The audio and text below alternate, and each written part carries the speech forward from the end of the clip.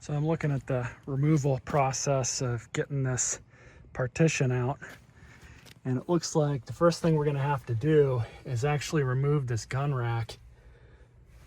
Doesn't look too difficult, but we do have a wiring harness that's going up and into here. So I don't know where that thing's connected to, but I'm gonna have to undo that bundle of wires there. This circuit is not active right now. The secondary battery that's in the trunk is not hooked up or wired into anything. It's just sitting back there, so it's not gonna hurt anything unplugging stuff. But we're gonna go ahead and remove this, and it looks like this one might be fairly easy to remove. Because if we look in the back, we've got at least 4 of these security Torx bolts that we're gonna have to pull out. And I think that center one's gotta come out too.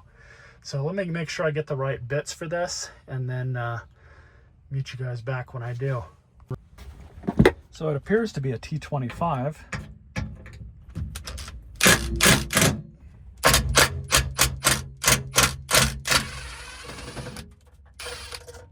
There's that one. Now I'm gonna have to get that one a different way. Same with those bottom ones. I'll be honest, I'm not a huge fan of doing it this way, but I'd rather do it this way than having to drill them out. So basically what I do when I have a stuck fastener like this, I use an angle grinder, cut a slot into the head, and then I'm able to get a flathead screwdriver onto it and pull it out that way. I know I can get this one, those two, a little bit, might be a little bit more difficult just because of where they're at, but we'll see.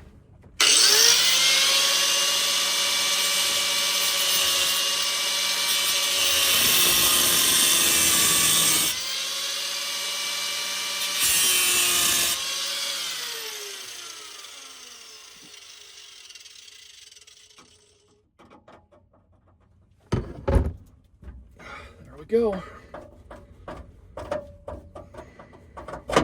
Like I said, I'm not a fan of doing it this way, but sometimes you don't really have a choice. So now I gotta do these bottom ones, which are gonna be a little bit more fun. The grinder down here, but we should be able to do it.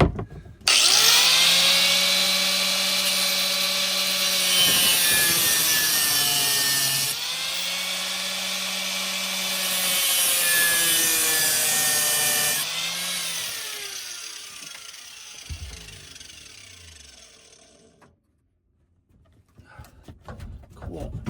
There's that one. I just felt the rack move. It's a little hot. Now this one has got a nut on the other side, so I might have to undo that from the other side, but that's not a big deal. But that kind of shows you guys an easier way to get a stuck fastener out if you don't feel like drilling them out. Trust me, I've drilled out plenty of fasteners, especially I used to work in aviation. Drilling out screw heads is something that I got really damn good at, finding different ways to get things out. But honestly, on applications like this, automotive, etching that into a bolt head or a screw head makes things a lot easier. But you can see it's already loose. I don't technically need to remove that, but well, I guess I don't need to remove that. Oh well. Now I just got to get the harness out. You can see that's going right down there. So I got to figure out where in that bundle that thing is connected to and pull it out, because kind of going to need that when I go to sell this thing. All right, so we can move this back.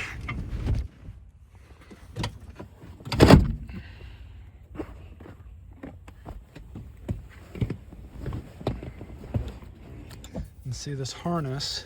I kind of have to move this out of the way. I don't want to damage anything, but just the way that they have this thing set up, might not have much of a choice. So I'm going to get situated. I'm going to clip a bunch of zip ties off camera, just because I'm going to have to be, you know, directly over this, and probably have both hands in there.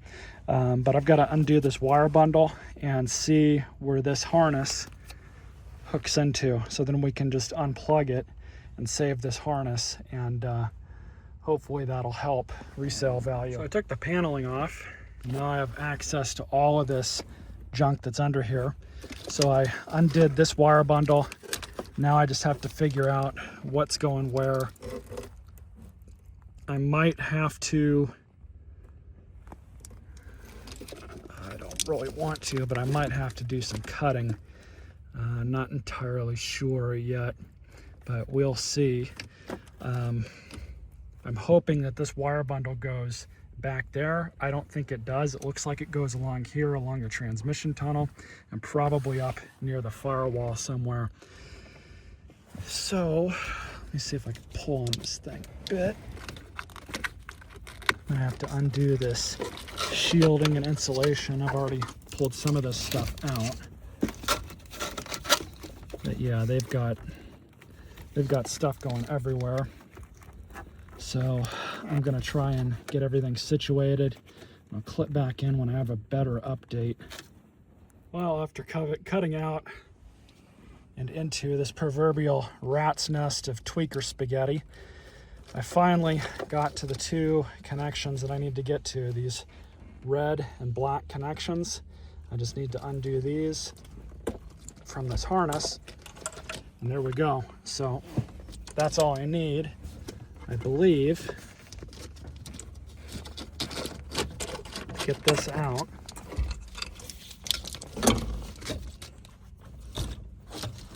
And of course they have, which I disconnected this too, but they have this going around the gun rack. So that's done. So I can take that out. I'm gonna put the old hardware into the back so we don't lose them, and then store that stuff in the trunk. More stuff removed. I'm just going through and disconnecting the rest of this crap. I've got this external speaker here, which I'm about to pull out. I don't quite know what this thing is, but that's coming out. The rest of this stuff, really, it's just tracing the wires back. We've got two wire bundles that I'm guessing one of these would have gone to the lights that were on the roof. I'm not sure which ones were which. You know, there are these that go to the car. These we leave alone. So I'm actually going to probably bag these just so that you know, they're not going to short out or anything like that. But the rest of these, I'm just going to have to kind of figure out the best way to remove everything, because it's a mess in here for sure. But we're getting there. Not really a whole lot left here. I just need to go grab a screwdriver, because I'm going to actually take this map light out. And then, you know what? I'm going to pull out these things as well, because I don't need those. Those are just going to get in the way. But we'll pull that map light off, put that in the pile that is going to, you know, be sold or whatever. Kind of go through this and see what else I can salvage and you know, put aside to see if we can sell it or not. I took all the components off of this because I don't need any of this junk that was on it. But you've got all these holes that are going through it that have these really sharp pieces of metal coming out of it. And that's because basically when they drilled the stuff in, that metal's got to go somewhere, so it normally goes out. Now the correct way to do this is to deburr it.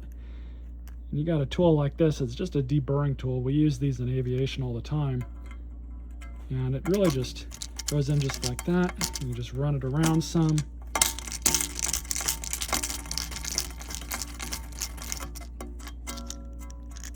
Until that's mostly gone. Now you'll have to redo it a couple more times, but it's kind of the gist of how these things work. They work really well for this purpose. Now the other way to get rid of these is to use like a countersink tool if you're not, you know, going to put anything through them ever again. That's what I might end up doing, but figured I'd try my deburr tool just to see how it did.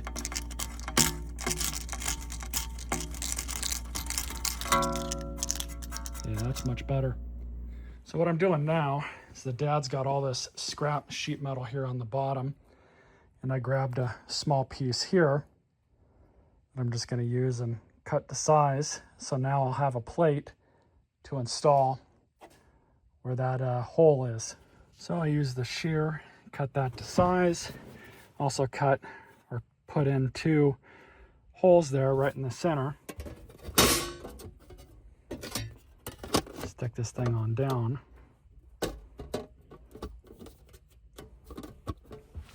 And that's good for a temporary fix. So I'm good with everything here for now. I'm just going to button this all back up, put the screws back through it, so at least we won't have to deal with this until we get to a better stopping point on it. Well, so that's an extra piece. I'm going to hold on to that with all the other stuff I pulled out. And this is the finished product.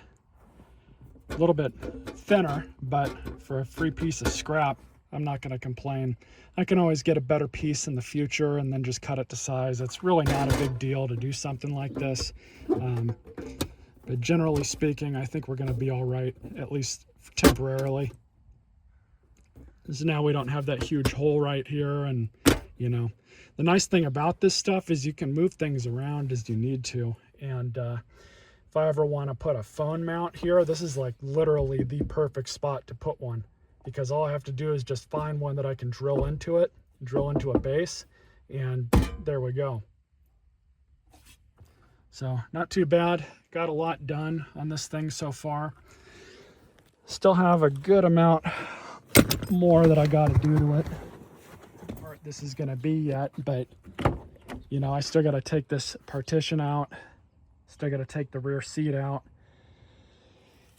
I'm kind of at odds about what I'm going to do, because I really have 2 options at this point. I can either piece together all the parts that I need, you know, from Marketplace or Pick and Pull, and just buy them as I find them, which is going to take quite a while. Or for about the same amount of money for all the parts that I need anyways, I can spend, you know, $1,000 or $1,500 on another charger that's, you know, up to a 2014. I think these went from 11 to 2014. But a lot of the newer stuff should work in these as well. And then just, you know, get like a donor car and just swap over everything I need and then just junk the donor car. Of course, at that point, I'd cut the cats off of the donor car, or probably keep them. Just because I think it might be a good thing to keep the cats. But, you know, aside from that, I think that all in all, this is going to be a fun project for you guys to see, and see how I go through it and make it look a little bit better. So I didn't show everything that I've done, but I just pulled out that battery sitting right over there. I haven't even tested it yet. I don't know that it's worth anything. I might load test it, see if it's still good, and throw it up on Marketplace or something, see if somebody wants it.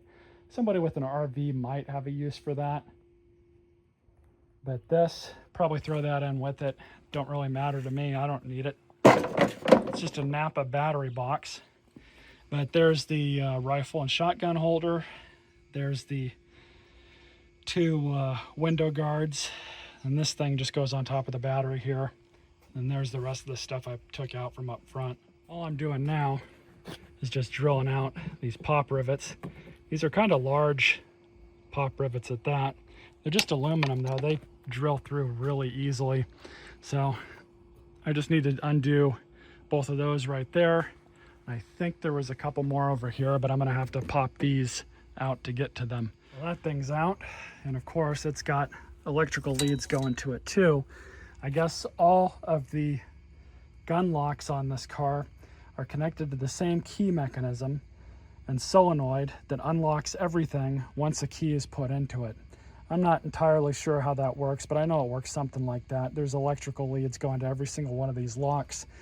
I guess that's just the way it is. So I might have to sell all of these as a set, but I'm not entirely sure just how I'm going to do that yet. But things completely removed now. Just got to do some quick cleanup. No big deal there. Now with all that weight on it,